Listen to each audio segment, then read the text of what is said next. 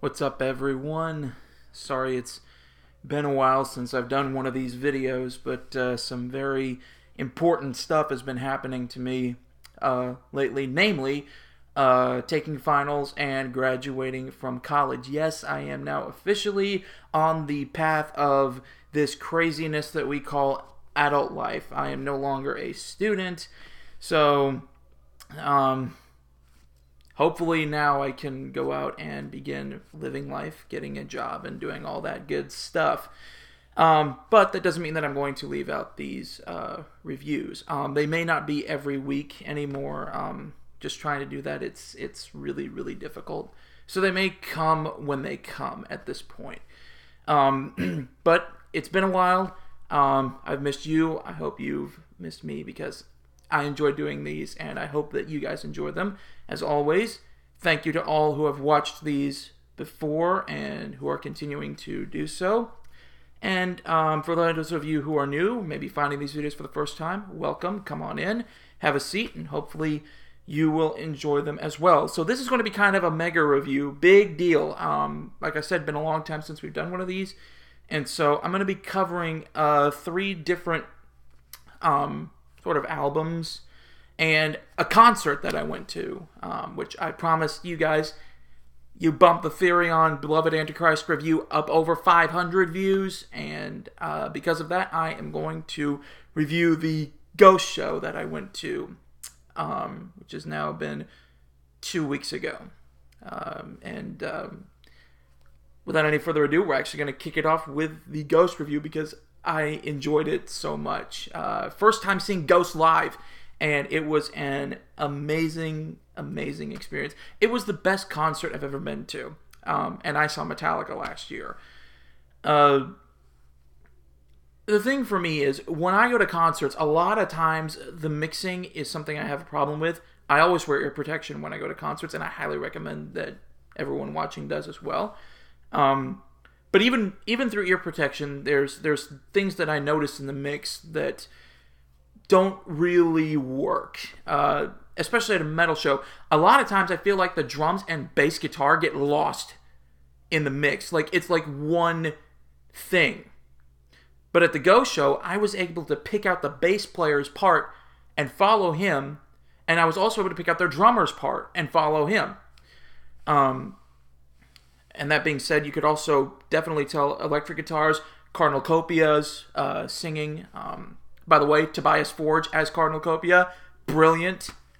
Just a wonderful, wonderful experience. Very theatrical for those of you who have never, ever seen Ghost live. And one thing I think that gets sort of lost in the aura of this band is how much Tobias sort of lets the band play. There are a lot of times where frontmen will sort of try and hog the spotlight, and they'll play up the crowd. And I'm not saying there's anything wrong with playing up the crowd. That's why they're there. You're the front man. You're supposed to keep them engaged. However, at the same time, you don't want to steal the spotlight from the dudes playing music behind you, because they're also amazing and they want their moment too. And so one thing I loved about Tobias is Cornucopia, and from what I saw from him, he did this as well when he was Papa Emeritus 3. He would leave the stage whenever there was like a long instrumental section in a song, and that would let the ghouls have their own moment, and that was something that I really respected and I really enjoyed. But there was really nothing wrong with this show. The intro to Spirit could have been a little less dense, but other than that, it was a brilliant show. Just one of my favorite, probably my favorite concert that I've ever been to. And so I have to give the Ghost show, yes, I'm going to rate this one too. I'm going to give it a 100 out of 100 on the YPS scale because it was just that brilliant. It was so awesome, and I cannot wait until they tour around where I'm living again so that I can go catch them again, because it was brilliant, wonderful concert.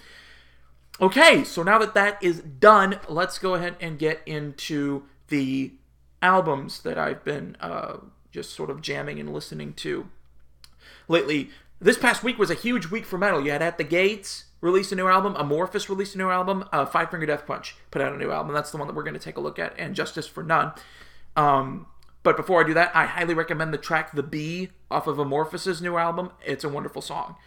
Haven't really heard anything off of the new At the Gates stuff yet. I'll have to go and take a listen to that because I'm a big fan of the song Slaughter of the Soul.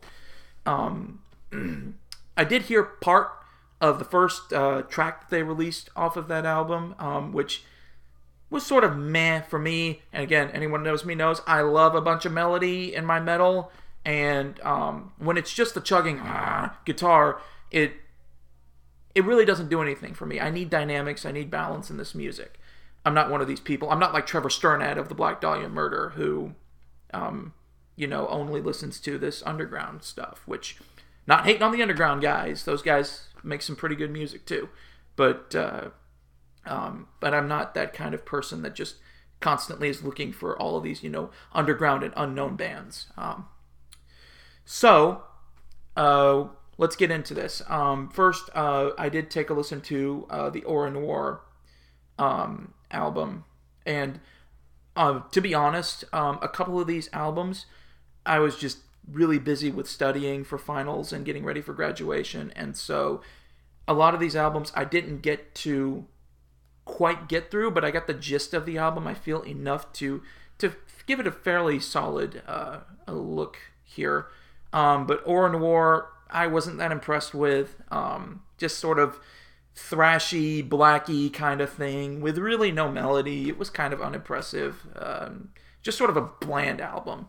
And so I got to give them about a 60 out of 100 on the YPS scale. It's really not one that I'm going to be buying, but I can see where it could impress some fans of that style of metal. Dimmu Borgir, Eonian. Again, another one that getting ready for graduation, but I did give it a fairly big listen, and it was wonderful. The stuff that I've heard off of it is just fantastic. Love Interdimensional Summit, love Council of Wolves and Snakes. The unveiling, the opening track on the album is beautiful. Love the choir elements that Dimmu is bringing in on this album, and just a wonderful thing. So I'm going to go ahead and give them an 89 out of 100 on the YPS scale for now. I may revisit this album a little bit later on and give it a bit of a bigger review. We'll just see how life works. But now I want to get to an album that is going to definitely be an album of the year contender for me, and that's And Justice for None from Five Finger Death Punch. This album is... A lot of people are criticizing it for being, it's stereotypical Five Finger Death Punch. I guess for me, being a huge Five Finger Death Punch fan, stereotypical Five Finger Death Punch is right up my alley. I love the way that the band incorporates a lot of different dynamic elements into their albums. It's not just, again, the chugging guitar with the screaming and all that. It's not just that. They actually have legitimate, just different stuff on these albums, and it's a joy to listen to. Problem with the album, yes, Ivan Moody's lyrics immature on a couple of songs. Fake, that is a song that I have a problem with the lyrics on, because I could write, you're a fake, you're nothing but a fake. I could write that. Get that he's been going through a lot, and definitely understand where he's coming from, and the past 3 years have just been really just brutal for that group of guys. But, I respect the heck out of them. They're a great group, and not only because I love their music, because I love a lot of the causes they stand for, love their support for our military, and it's great. But again, the lyrics on the album, the opinions are split. Some of the lyrics on some of the songs I found to be very, just really nice. Love their cover of Tinny Wayne Shepherd and that band's Blue on Black. Loved it. Beautiful. The Offspring's Gone Away. I love the original. I love this cover. Just great. It's so awesome to hear a band do a great cover of a classic song like that. But the elements on the album work. They mesh together and they just work. Like I said, lyrically, Ivan could use a little bit of work, but as far as music is concerned, I love every bit of this album. Catchy choruses, heavy stuff in some areas, lighter, wonderfully balanced stuff in other areas. The album works. I picked up my copy yesterday. I am really, really hoping to go see them with Breaking Benjamin, Nothing More, and Bad Wolves in August in Atlanta, which should be an awesome show as well.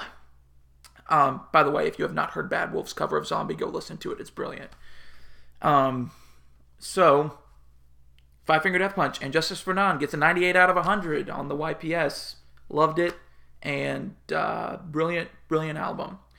So, thank you for watching this. Again, these are now going to be when they come out, because I'm busy now with trying to find work and trying to make life happen, basically. So, but I won't ever leave these out. They will be coming, more of them. It's just a matter of when.